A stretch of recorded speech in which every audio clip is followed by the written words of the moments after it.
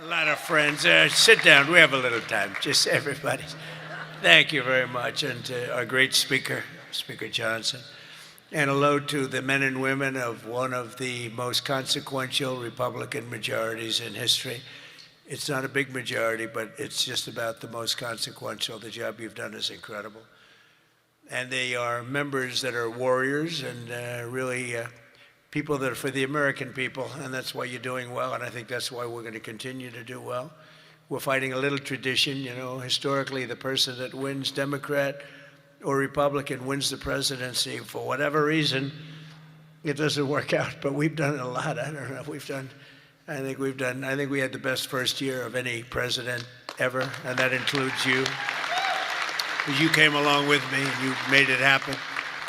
So with your help and hard work, we're making America great again, and we're doing it much faster than we thought, and it's better, stronger, and our country is doing really well. I mean, at a level that nobody thought. We took a little excursion because we felt we had to do that to get rid of some evil, and I think you'll see it's going to be a short-term excursion.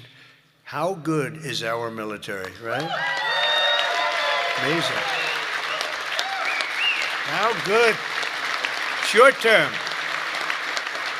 Short term. Thank you. They're great. You know, we all together, in my first term, we rebuilt our military. And I didn't know I'd be using it so much in the second term, but we have a military like no other. It's not even close. But I especially want to recognize the rest of our amazing House Republican leadership team and so many of my friends that are congressmen, some senators. We have some great people in this room, but including Majority Leader, a real brave guy, because I know the real story. I was there that night with him in the hospital when he was given a very small chance of living by a doctor who was very good, by a wife who was desperately in love with him. She cried so much. Because I've seen the other two. I've seen guys at the end of the line, the wives aren't exactly shaken up.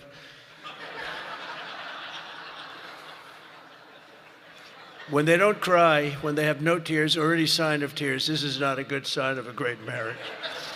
But he must have a great marriage, because she was just devastated. She was going to lose her guy. But it worked out that the doctor said more blood was put into him than he's ever seen. He was in big trouble. I looked at him that night and I said goodbye to him, but he made it. He was brave, and look at the way he fought back from so many different things. Steve Scalise.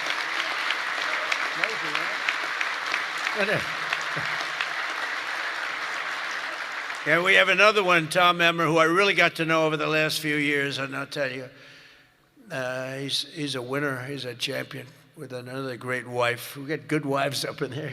Let's say great wife, fine husband.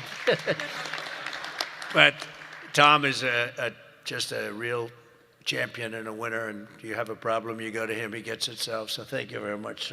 Great job. You've done a great job. And our conference chairwoman is Lisa McLean, and we all know Lisa. Don't get on her wrong side. It can be a very, very bad experience. Thank you very much. Great job, Lisa. Great job. And a very special thanks. You know, you broke a record. This is over 20 million. This is it's the biggest of these type of events that there's ever been by a lot. You know, you didn't just break it, you broke it by a lot. So I want to congratulate you. But there's just great spirit. The Republican Party has fantastic spirit. The level, I don't think, has been seen before. I really don't. We have to get a couple of people on board, which, you know, at least one case is virtually impossible. I wonder who that might be. A sick person. But I want to say a very special thanks to everyone at the Congressional Institute for helping organize this event. This has been amazing.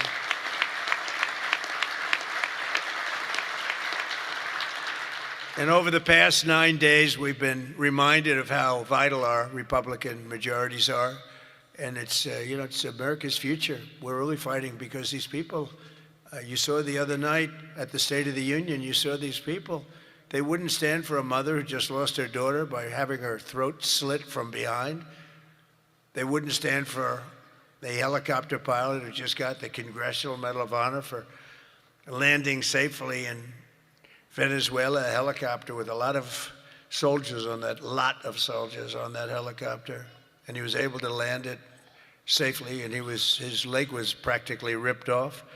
And for those people that know about helicopters, you land them pretty much with your legs, right, Tom? You land them with the legs, and he was in bad shape, and he got that. Not only landed, he landed in exactly the right spot at exactly as blood was pouring down the aisle, which didn't make all of those soldiers in the back feel too good. They're looking at a pilot who's bleeding out. But they didn't want to stand for that. They didn't want to stand for a 100-year-old soldier who had left a legacy of bravery. Everybody talked about it for years, and it was time for him to get the Congressional Medal of Honor. They didn't want to stand for him. There's something wrong with those people, and we can't let them ever be in a position where they can lead this country again or destroy this country again, because we almost lost this country. This country was close to being lost.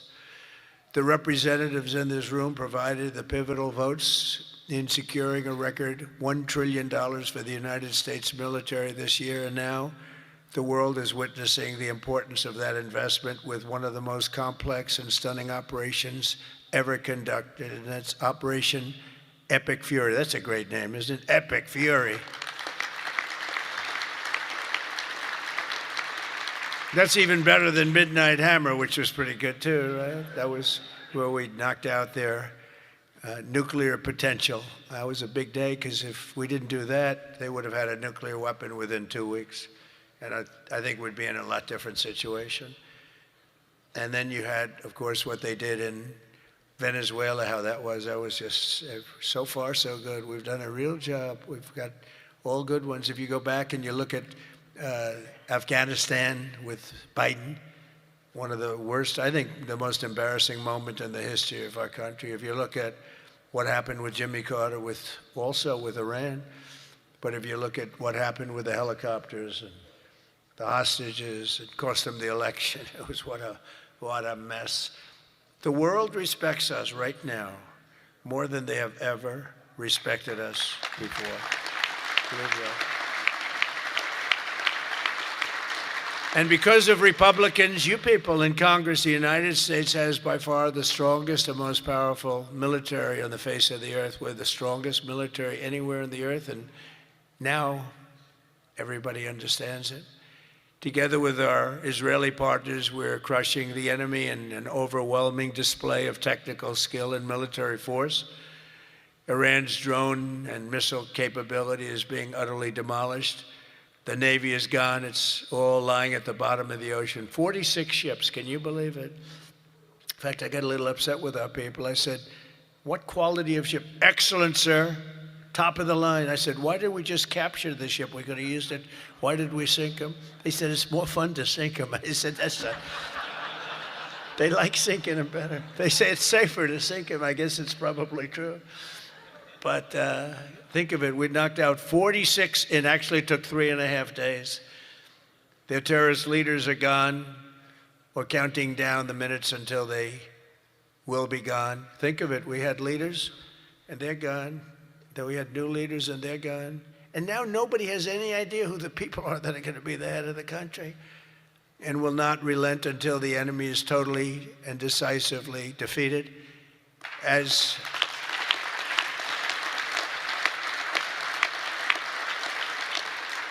And remember, Iran did so many bad things.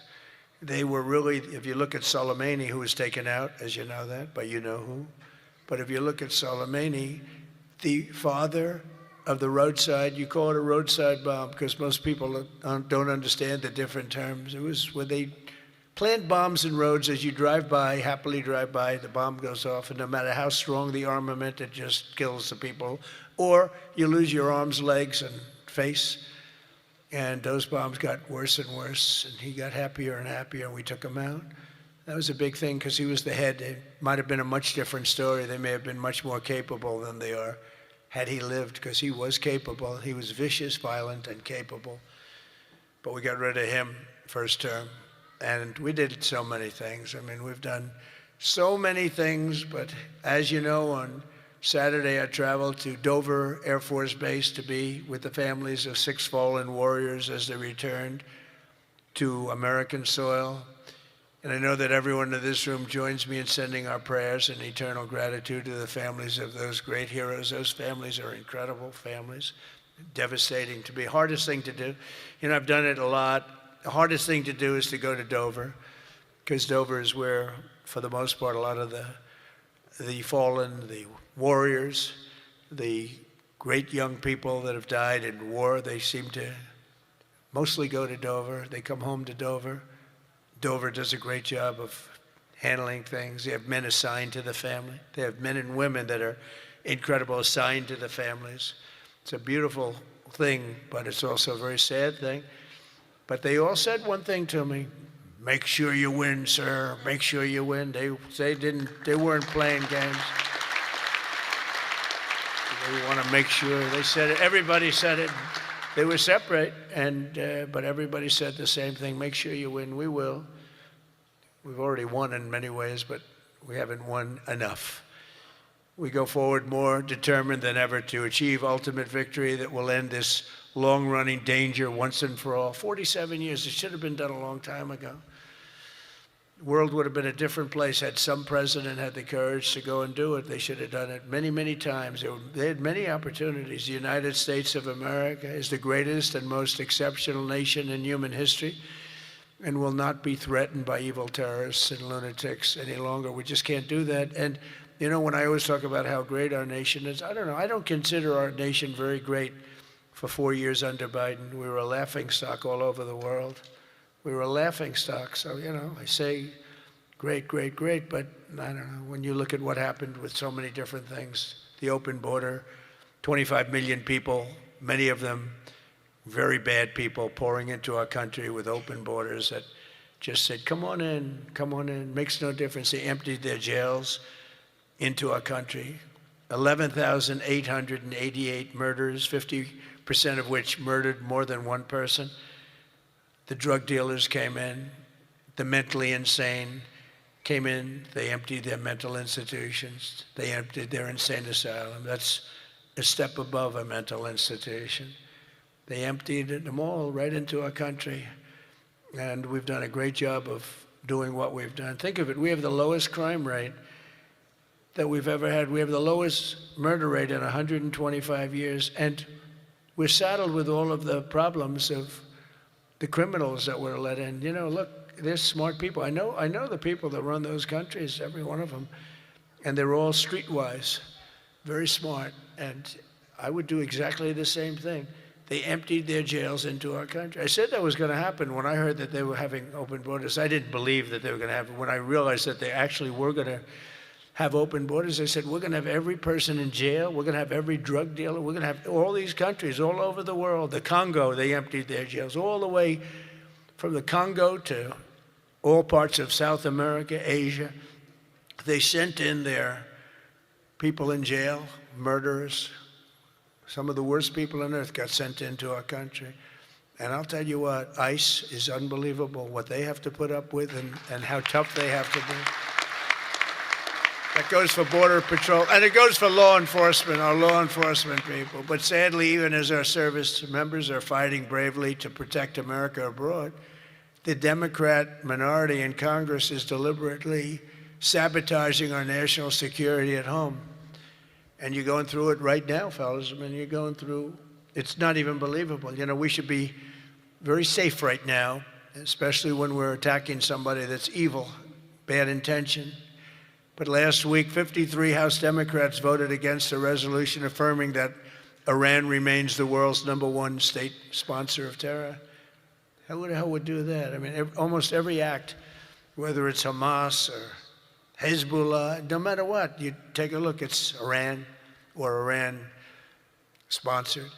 And even more outrageously, as we speak, Democrats have shut down the Department of Homeland Security. They've got it shut down. Do you believe it? Right now. Because they care more about amnesty for illegal alien criminals than about protecting the lives of American citizens. I mean, take a look at it. The American citizen is being scoffed at by Democrats it doesn't make sense. None of this stuff makes sense to me, when they sat and they wouldn't stand up for incredible people. They just refused to clap, stand up. By the end of the speech, by the way, they were all standing because somebody was passing them. No, you people are getting killed tonight. They were all, they'd stand up for everything I was saying. At the end, that last half hour, they were standing up for things that they shouldn't have stood up for because they got the word, you're getting killed tonight. Stand up and clap for the woman that just lost her daughter, please, to a violent criminal. But Democrats must vote immediately to reopen the Department of Homeland Security so that we have the resources to keep America safe.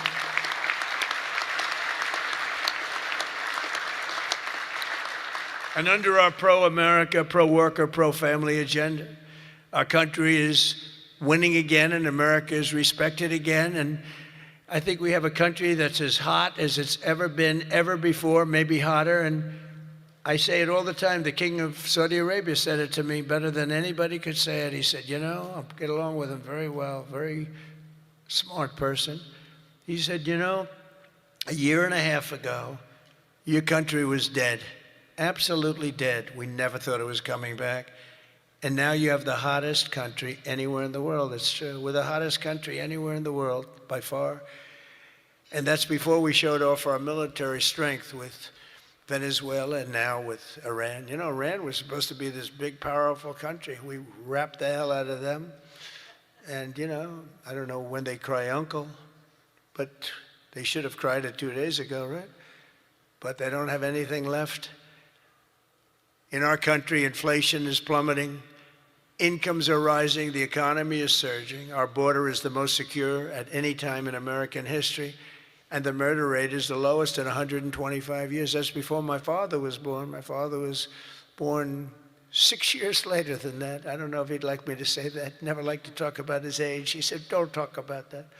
But think about 125 years ago, 1900, the year 1900. The stock market has set 53 all-time record highs since the election.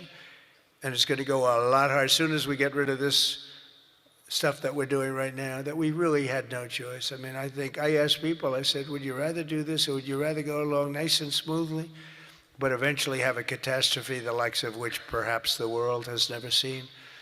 And just about everybody says, except for lunatics, said, no, you had to get it done. Should have been done a long time ago. The average 401k is up almost $35,000. Think of that. It's at the best they've ever done. And I think you're going to see some real numbers when this gets, because this was always a dark cloud hanging over not only Israel, which was going to get wiped out. If we didn't do that B-2 attack, Israel would have been wiped out. They would have had a nuclear weapon within 2 weeks after that. And even now, I think they were looking to take over the Middle East because when you look, and we have pretty good proof, all of those missiles that were so stupidly aimed at Qatar, Saudi Arabia, UAE, they were all aimed, and others, at countries that were sort of like, leave us alone. They were all right. They were sort of neutral, but they weren't doing it. All of a sudden, they're getting hit with missiles. And they could have gone one of two ways. They could have gone toward their side, like we're with you, or they could have gone with our side, and they really went with our side, and they've helped us, and they've been a big force. But they got hit. But they were going to be hit with us. Had we not done the B-2 raid, and have we not done this one where we said, nope, it's time to go in, we have to go in, have no choice. Number one, if we didn't go in, they would have come in after us because I see the Democrats trying to justify it, and they're failing because the voter on the street is saying, you've got to be kidding. But I see where they're going, where they're always saying, no, there was no reason. Well, I'll give you the best reason of all.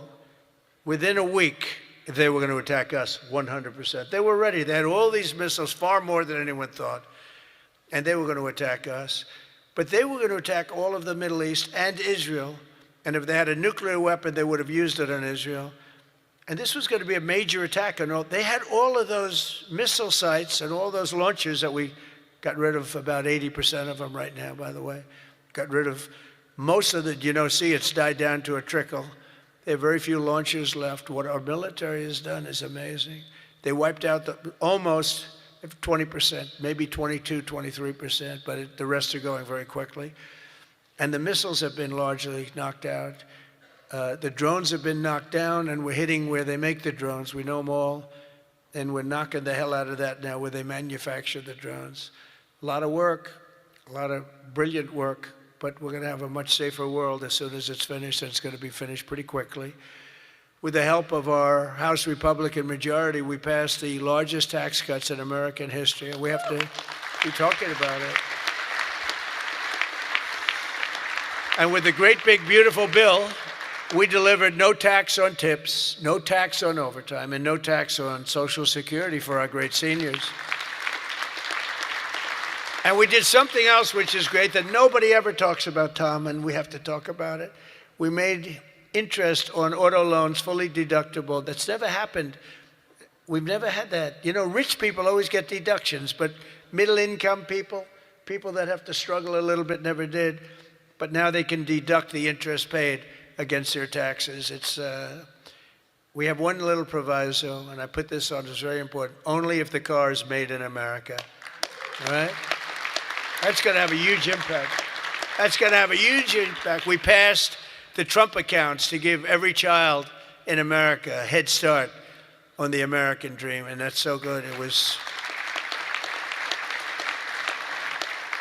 I'll tell you, the Dell family, Dell computer, put up $6,250,000,000. Think of it. He started with very little, nothing, very, very little. Started making computers on his bed, and he said, yeah, people started liking them better than the ones from the store. And he never stopped. And he can write a check for $6,250,000,000. He said, and his incredible wife, Susan, they said that's the best thing they've ever done. He's so proud. He's going to do it again. Going to do more. And we have a lot of other people. A lot of very rich people are doing it. A lot of people that aren't so rich are doing it. They're doing it for their kids, but it's turning out. So a young child turns 18 or 21, and all of a sudden they have $100,000 in the bank. What a difference that is between having that and having nothing. And it could be more than that. It could be a lot more depending on what happens with the world. And we passed 100% expensing and bonus depreciation on all new equipment, factory construction and investments, and that's what made our first term. We had the greatest economy in the history of our country in the first term, and this one's going to blow it away. Again, we had a little pause, but it's not a very big pause. With your help, we also passed the largest regulation cuts in American history, ending the Green New Scam, one of the greatest scams in history, and massively increasing production of American oil, natural gas, and clean, beautiful coal. We brought coal back. You're not allowed to say coal without clean, beautiful. Got to be clean, beautiful. China uses coal. They're building about 65 massive coal plants right now. But China, great respect for China, but you know, they make all the windmills, right? The only thing they don't do is use the windmills. They make them. But try finding wind farms in China. There aren't too many of them. In my State of the Union address, I laid out an ambitious agenda that should be our roadmap this year, and it's starting with lowering the cost of living. You know, they gave us a mess. We inherited a mess, an absolute mess. And the mess was many things. They were bad with our military. They were bad with everything. I mean, I said, name one thing that they did right. They can't name one thing. But they also gave us very high prices. And then they said the word affordability. That's the first time I ever heard it. They said affordability. My first day in office, they said affordability. They're the ones that caused the problem, but we're really bringing down prices big. Do you notice you don't hear that word anymore, Mike? They don't say it anymore because we've brought down prices so much. So our message is simple. Democrats created the high prices, and our policies are totally ending them, and they're ended, and we're doing better. We're even bringing them down further. They'll be way down, and we're bringing, you know, if you go back into the last period, I would say, I think it's 2.5 months, 1.7% inflation. 3 months, 1.45% inflation. Think of that. Whereas they had the highest inflation in the history, the single highest inflation in the history of our country. Now, you know, I always say this. They say 48 years because I don't want the fake news to get me on this. They say it wasn't history, it was 48 years. that the inflation was the highest in 48 years. But I don't know, in some ways 48 years sounds even worse because it's very specific. Yeah. But they had the highest inflation probably in history, but in 48 years, we inherited that. One of the first targets must be the crushing healthcare. We have to crush and take over the healthcare situation, which we can do. For the first time, we can do it since the passage of the Unaffordable Care Act. Big insurance companies have gotten rich. They've made money like practically no other companies have made, with our government giving them hundreds of billions of dollars, and their stock prices soaring to up to 1,700%, 1,000%, 1,200%, 1,600%, and even 1,700%. The government gave them essentially trillions of dollars. And I want that money to be paid to the person, not to the insurance company, and let them go out and buy their own health care. And people love it. People love it. You'll get better health care at a much lower cost, and they'll be sort of part of the system. But the money we spend is so much. We spend numbers that nobody could even believe. But the healthcare companies, because the Democrats are owned by the insurance companies, remember that. And so they have a problem. That's why it's hard to get it fixed, because they are totally owned and controlled by the insurance companies. Healthcare insurance, but the insurance companies themselves. So when you want to do something that's good for the people but bad for the insurance companies, it's very, very hard for them to go in a different way. Now, Republicans never do that kind of thing, right? You're owned by nobody, right? Nobody. See, a young girl up here say yes. Some of them are a little bit shaky, but they're Republicans. We love them. We love them anyway, right, Mike? But they are owned by those big, powerful insurance companies that are making a fortune, and it's hard to get them to do the right thing. They know what the right thing is. So we want the money to be paid directly to the people and let the people go out and buy their own health care. And people love it. They love it. We can own the issue. For the first time ever, Republicans can own that issue. I'm also asking you to take swift action to codify my most favored nation policy on drug prices, the biggest. That alone should win the midterms. We have, and I tell this story all the time, my first term, third year, I actually had a slight, it was 0.25% decline in drug prices. First time in 28 years. I was so proud. I went home, told our great First Lady, who's now a movie star, I got the biggest, can you believe this? That movie was hot, and it is hot. She became a movie star. It was a good movie. But I went home and I said, you know, it's amazing. We do so well, we work so hard. This issue is the single biggest issue. Okay. I had a news conference, I'm embarrassed to say, a long time ago, my first term, third year, because I went up to a level that I did things that nobody's ever done. 28 years, I brought it down 0.25%. Now I brought it down 80%, 90%, 75%, depending the way it's driving the fake news crazy, because I say 400%, 500%, 600, depending on the way you want to talk about it, if you want to talk about pricing. But using a conservative number, what we've done is we paid the highest price for drugs anywhere in the world, and now we pay the lowest price for drugs anywhere in the world. We are tied for the lowest price. Whoever has the lowest price, that's what we pay. And I did that through tariffs. We had a little disappointing decision, to put it mildly, from the Supreme Court. Terrible decision for the people, but the good news is I have lots of other ways of doing the same thing. I just have to work a little harder. They want me to work harder, but we're doing the same thing with a lot of work.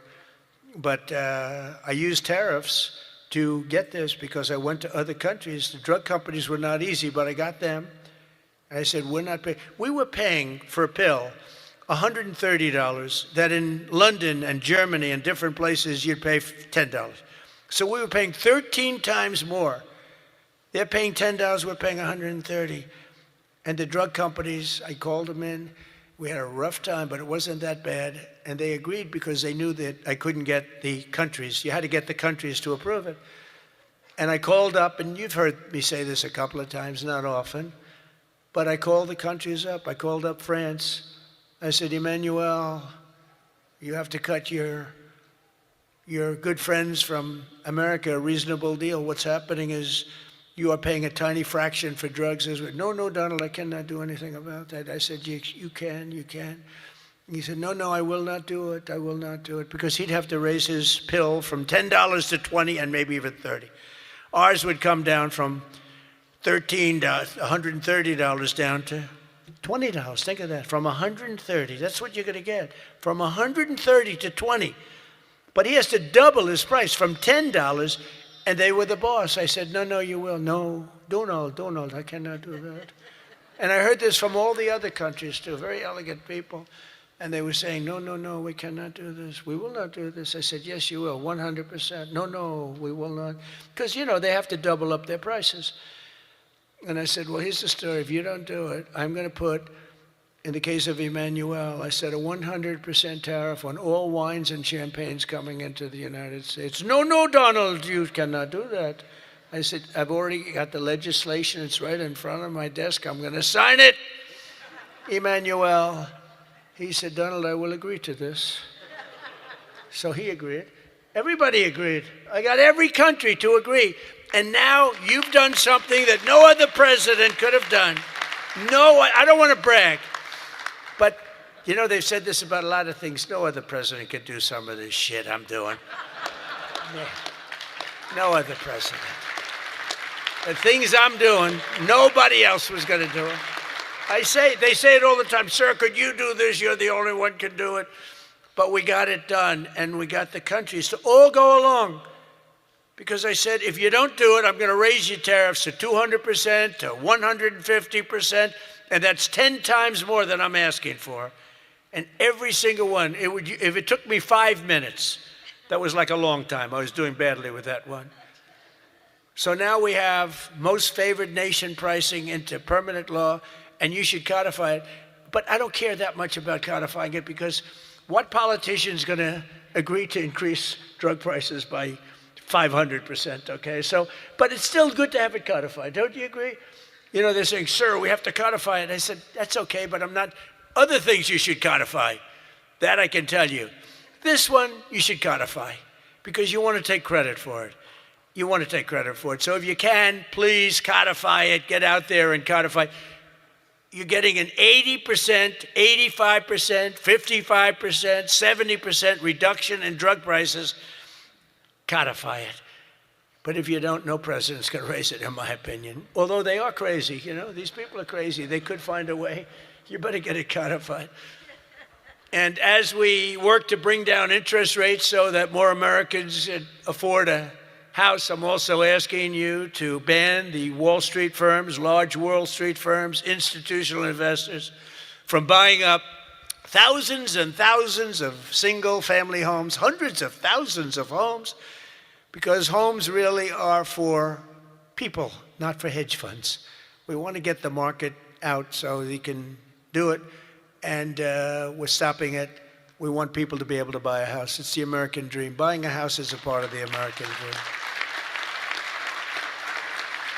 And we must also stand up for the safety of our citizens. One of my guests at the State of the Union was Anya Zurutska, the mother of beautiful 23-year-old Ukrainian girl who was stabbed to death on a train in North Carolina by a deranged criminal, arrested more than a dozen times. And I had the mother, as you know, at the State of the Union, and she was devastated. Beautiful woman, devastated, uncontrollably devastated. And we couldn't get one Democrat to even clap.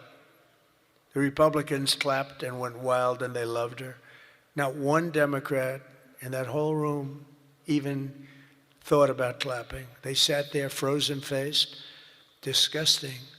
House Republicans should get every member of Congress on record and pass a tough new crime bill that imposes harsh penalties for dangerous repeat offenders, which this nut was. cracks down on rogue judges and prosecutors, and ends no cash bail once and for all. No cash bail is a big part. I mean, you have a man murder somebody, and by that afternoon, he's out on bail. No cash bail. It's a huge problem. We also need to end deadly sanctuary cities, and you have bills before you now, and you're working on things, but hopefully you can do that, Mike, because it's terrible. They're sanctuary for criminals. That's all they are, sanctuary for criminals. They fight ICE all the time. That was the problem up in Minnesota. They had a lot of criminals in there. They wouldn't give it to us. And to stop illegal aliens who cannot even speak English from driving 18-wheel tractor trailers. They have no idea what they're reading. I wouldn't be able to do it in their countries. There's arrows, there's speed limits. They have no idea what they're reading. And in many cases, they're on drugs on top of that. We need to ban any state from granting commercial driver's licenses to illegal aliens. Have to do it. And I want to thank House Republicans for passing another common sense measure. I would think it's the easiest thing. I just told Mike. You know, you were at $19 million. I have to say this because I've never contributed. I was a huge contributor for years and years. Once I became president, I never contributed any money because the greatest thing about being president is I no longer have to contribute. Nobody ever asked me for money. They asked me for my endorsement. I've endorsed just about everybody in the room. But keep winning, right? Yeah. 124-0 this Tuesday. 124 wins, no losses. Is that good? And there were some rebels. We endorsed a few rebels, right? A few that Mike was saying, it's going to be a tough one. But we're 124-0. But as president, nobody ever asked me for money. And as president, you know, like as president, you sort of don't make campaign contributions. Right? It doesn't even. But I heard you were at $19 million today. I said, has that ever been done? No, sir, it's a record. But 20 would sound better, right, Mike? Yes. He said, I'm going to give you $1 million. It's the first time I've done it. I never did it before. I never did it before.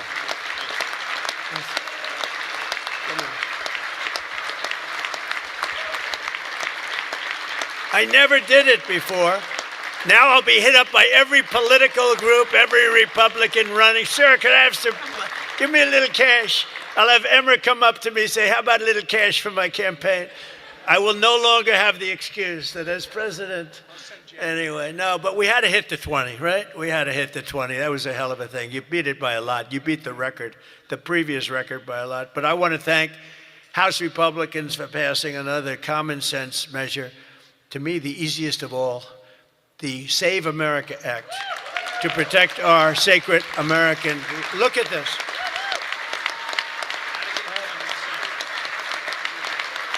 Look.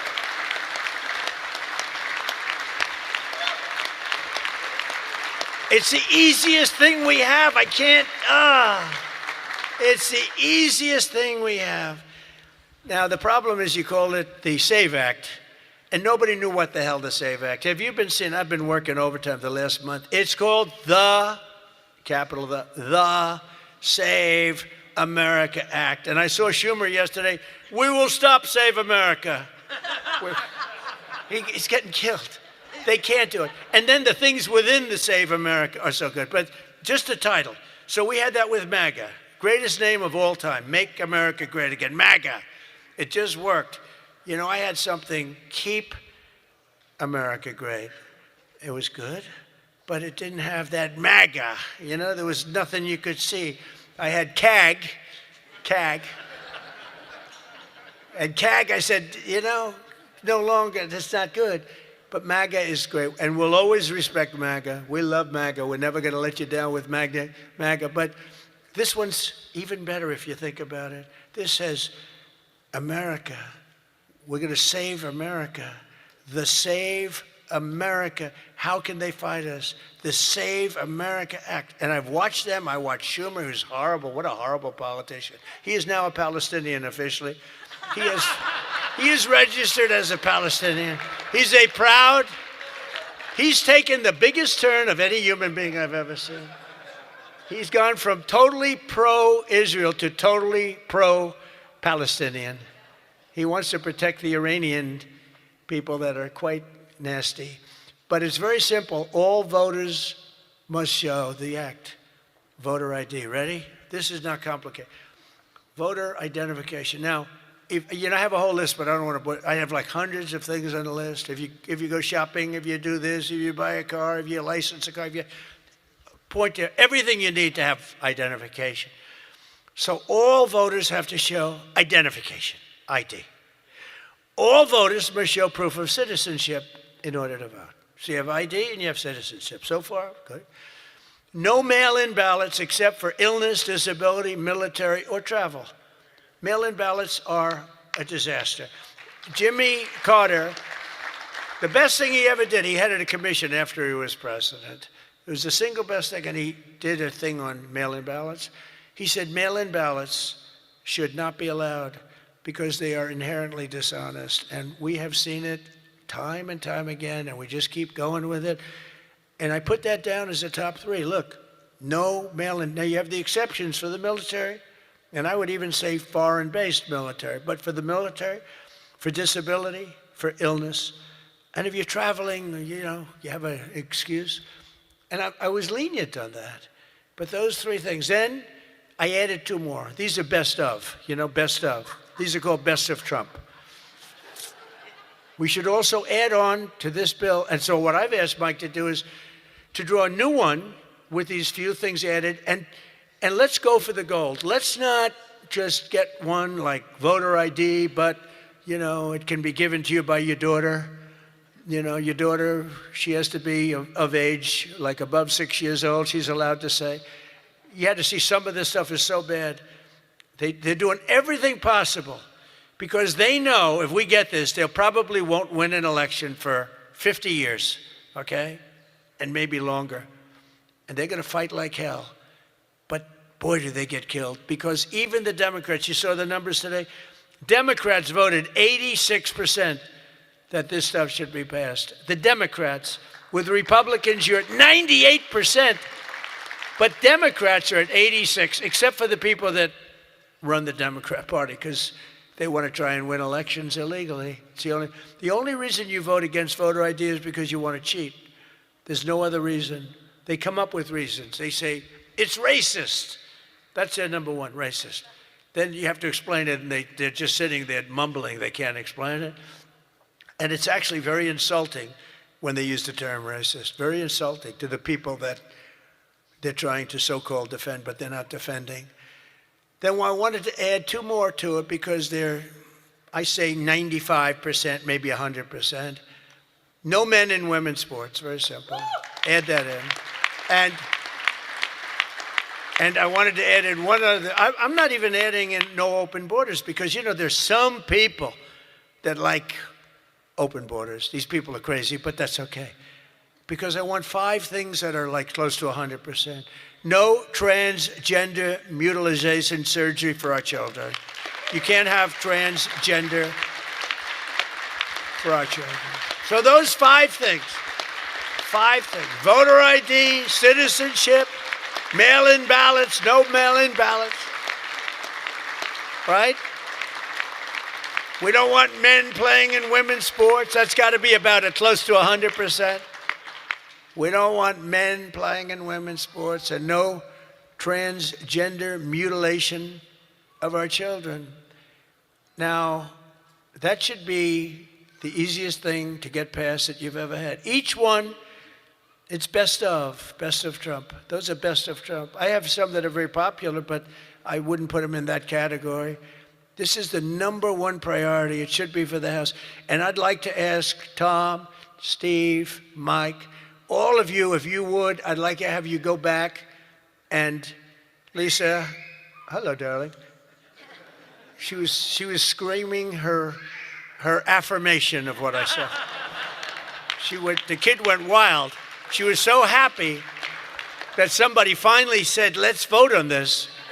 Lisa, you're going to get it done. Okay, I'm going to count on you. Forget the men up here. I'm going to count. Deal. But it's actually a matter in a serious way of national survival. We can't have these elections going on like this anymore. You use paper ballots. If right now they have watermark, it's so safe, it's so good. You put it gets under a light. It says, a code. It's very, very hard to cheat. Another thing, and I don't even bring this up, it costs 7% the cost of those crazy machines. You know, I love the machines where they get the machines, they spend all this money, and they announce during the election that the tabulation will go along for another 3 weeks, right? With mail-in voting, you know, there's not a country in the world that does mail-in ballots anymore. They tried it. France tried it. It failed. They go to paper ballots. They're all doing paper ballots right now. Most of them are doing paper ballots, except us. And nobody is doing what we're doing. And there's no elections so corrupt as the elections in the United States of America. And we can solve them with this. And the reason I put those other two that have not much to do with it is because they are equally popular.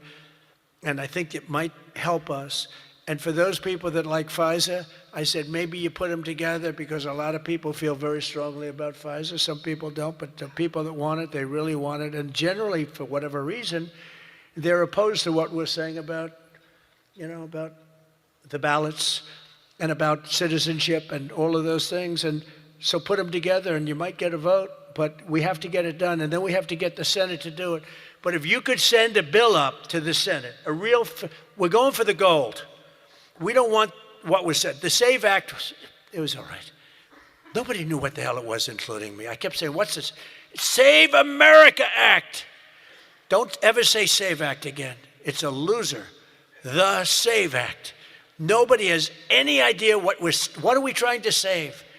It's the Save America Act. If you could send it up in full form, meaning just straight, we will, I think the Senate has to approve it. I really do. I think, and they're going to have to go the filibuster, and maybe it's going to be the talking filibuster like the old days, the great Jimmy Stewart, right? Remember the great movie, Jimmy Stewart? But they have to get it done, because if we don't get this done, if it takes you 6 months, I'm for not approving anything. I'm for not approving anything. I don't think we should approve anything until this is approved. And they can't win politically. Look, you have them in a corner, and they're listening to every word I'm saying, and it doesn't matter, because they can't win it politically. Because when they say, we don't want voter identification, we don't want proof of citizenship, all these things are just losers for them. And they won't be able to withstand it. Just like at the State of the Union, they started clapping at the end. I said that. And the reason, because politically, you have to stand for these great people that were being. And the word came out from people watching it on television, you guys are getting killed. And this is an even bigger example. So if I could ask the people in this room to go for the gold. We're going for the gold. We're not going for the bronze. We're not going to sign a watered-down version like has been sent up there. Let's go for the gold, and let's just not accept anything else. I'll tell you what, I'm willing to just sort of say I'm not going to sign anything until this is approved. I really am. That's how bad it is. And we're going to have to push the Senate, because you have 4 or 5 senators that are, I don't know, 4 or 5 Republican senators. You'll have to explain them to me, but we're not going to get into that. But we're going to push them to get it done, because I don't think you can politically exist if you're not going to do voter ID and these things. I don't think the people in this country will stand for it. So I'm making my biggest plea tonight. It'll make you, and I'm not doing it for this reason at all. It'll guarantee the midterms. It'll guarantee the midterms. If you don't get it, big trouble, my opinion. If you get this, your midterms, and they know it. For 2 reasons. Number one, they won't be able to cheat. And number 2, the people are demanding it. Every time I go out, Save America, sir, Save America Act. We want the Save America Act, sir. That's all they talk about. They don't talk about housing. They don't talk about anything. That's what they talk about. And if you send it up there, you're going to win the midterms at levels that you can't even believe. And you're going to win every election for a long time until somebody really screws things up, and hopefully that won't happen. But I've never been more confident that if we keep these promises and deliver on this popular agenda, the American people will stand with us in overwhelming numbers, just as they did in 2024. I heard Mike say it's actually 78 million votes, but it was actually 86. You know, they cheated like hell, unless, but it was too big to rig. Remember? I won 3 times. First time was great. Second time, they cheated like hell. It was COVID. And their cheating was at an inspirational level. We can't let that ever happen again. And then they cheated again in the last election, but I went up. The term I used most was too big to rig. You got to go out, don't believe, because we had polls having us way up. I said, don't believe the polls, go out and vote. Make it too big to rig. And that's what happened. A couple of races they cheated on, they got away with it. A couple of Senate races, my opinion. But we have to make it too big to rig, and that's what we did. But we shouldn't have to win an election that way. You're going to have a hard time winning elections that way. So you got to get that passed. And if we fight, we will win, and we will make our country safer and stronger and richer and greater than it ever has been before. And I want to say, very importantly, because they would like you not to say this, because this is a terrible thing in their opinion to say, God bless you and God bless America. Thank you very much, everybody. Thank you very much.